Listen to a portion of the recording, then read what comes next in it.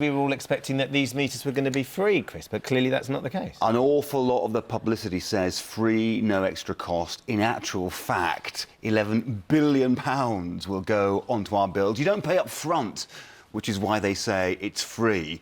But that's a little bit, for me, like saying it's free when you go into a restaurant, because you don't pay as soon as you go through the door. You know, we all know we'll pay at some stage, and with this, we certainly will. Part of what we found for tonight's programme is that this huge cost, £11 billion, and it's such a big number here.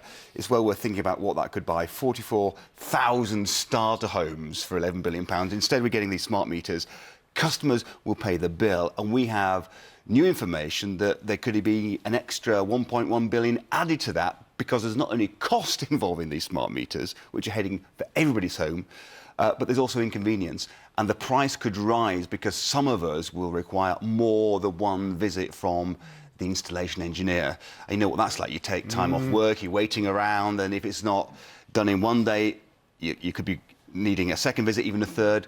We speak to one lady who has a fourth. At the moment, the companies are doing a kind of guesstimate, aren't they, on our meters? Yeah. This actually does provide accurate readings for our bills, so we are more likely to pay what we are using, rather than, if you're going to use your restaurant analogy, the waiter coming along and going, well, you two look like you had the premium gourmet menu, whereas you might have just had a salad. I think you make a really good point.